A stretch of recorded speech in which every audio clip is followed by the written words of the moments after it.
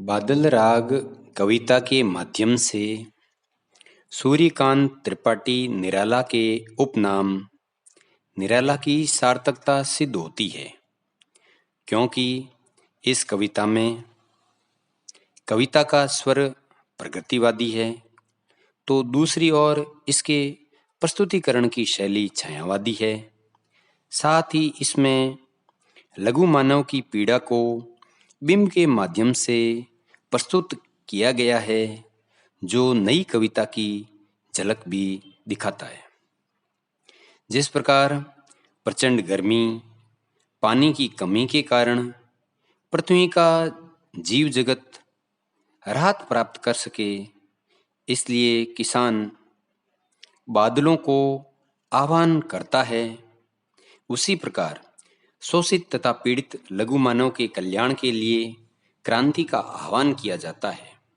इस बाढ़ रूपी क्रांति के प्रभाव को कवि ने इस कविता के माध्यम से व्यक्त करते हुए कहा है कि तिरती है समीर सागर पर, अस्थिर सुख पर दुख की छाया। समीर सागर, हवा रूपी सागर, जिस प्रकार हवा रूपी सागर पर अस्थायी सुख और स्थायी दुख की छाया बनी रहती है, जग के दग्ध हृदय पर निर्दय विप्लव की प्लावित माया। दग्ध जला हुआ, विप्लव विनाश, प्लावित बाढ़ से युक्त। उसी प्रकार संसार के जले हुए हृदय पर जब बाढ़ की धारा बहती है, अर्थात भीषण गर्मी और तपिश से युक्त धरती पर जब बाढ़ आती है, तो खुशी के साथ स्थायी विनाश को लेकर भी आती है। यह तेरी रणतरी भरी आकांक्षाओं से, रण यानी युद्ध, तरी नाव, आकांक्षाओं शंकाओं से। ऐसी स्थिति में विप्लव को पार करने के लिए मानव के प्रयास रूपी नौकाएं शंकाओं से भर जाती है, अर्थात इसका मुकाबला करना कठिन हो जाता है।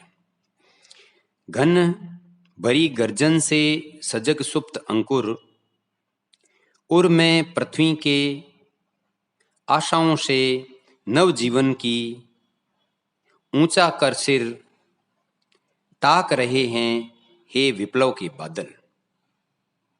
बेरी, नगाड़ा और हृदय, अर्थात इन विपरीत परिस्थितियों में भी नव जीवन की आशा से युक्त अंकुरित होने वाला बीज अपने लिए परिस्थितियां अनुकूल पाता है। विनाश के बादलों को देखकर वह नहीं घबराता है। फिर बार बार गर्जन, वर्षण है मूसलाधार, हृदय थाम लेता संसार, सुन सुन घोर वज्र हुंकार। वर्षण, बारिश, इस बार बार होने वाले गर्जन और मूसलाधार वर्षा के कारण संसार के लोग अपने हृदय को थाम लेते हैं और घोर वज्र हुंकार के कारण उनमें भय व्याप्त होता है। परंतु क्रांति के इस विकराल रूप का लाभ छोटे लोगों को होता है और उन्हें आगे बढ़ने का अवसर मिलता है। असनीपात से सापित उन्नत सत सतवीर, सत विशत हत अचल शरीर, गगन स्पर्शी स्पर्धा धीर। असनीपात बिजली का गिरना, उन्नत ऊपर उठते हुए, सत सत सैकड़ों, सत विशत घायल, हत मरे हुए। इस विपरीत वातावरण में बिजली के गिरने के कारण सैकड़ों की संख्या में बड़े पेड़ नष्ट हो जाते हैं, उनका शरीर सत विकसित हो जाता है। परंतु छोटे पौधे गगन स्पर्शी स्पर्धा को भी धैर्य से सामना करते हैं। भावार्थ यह है कि क्रांति के कारण शोषक वर्ग के बड़े लोगों को अधिक नुकसान होता है, जबकि छोटे और शोषित वर्ग इसमें खुशी अनुभव करते हैं। हंसते हैं छोटे पौधे लघुबार, शस्य अपार, हिल हिल खिल खिल, हाथ हिलाते तुझे बुलाते, विप्लव रव से छोटे ही शोभा पाते हैं। ये छोटे पौधे इस बादलों से उत्पन्न बाढ़ में भी अपार हरियाली फैलाते हैं, हिलते हैं, खिलते हैं तथा मानो हाथ हिलाकर आपस में मिलते हैं, क्योंकि बाढ़ में भी ये छोटे पौधे ही शोभा पाते हैं। भावार्थ यह है कि क्रांति के कारण शोषित वर्ग के ये लघु मानव विकसित और उत्साहित होने का अनुकूल अवसर पाते हैं। अट्टालिका नहीं है रे आतक भवन, अट्टालिका बड़े महल अब आतंक का पर्याय बन चुके हैं। सदा पंख पर ही होता जल विप्लव प्लावन, और जो कीचड़ में पड़े हैं उन पर ही इस विप्लव का प्रभाव पड़ता है और वे आगे बढ़ते हैं। शुद्र प्रफुल्ल जलद से सदा झलकता नीर, और इन्हीं कमल के समान लघु मानव पर प्रसन्नता रूपी जल की बौछारें मिलती है। शोक रोक में भी हंसता है सहसव का सुकुमार शरीर, और छोटे पौधों रूपी ये शरीर इस बाढ़ के प्लव में भी हंसता है।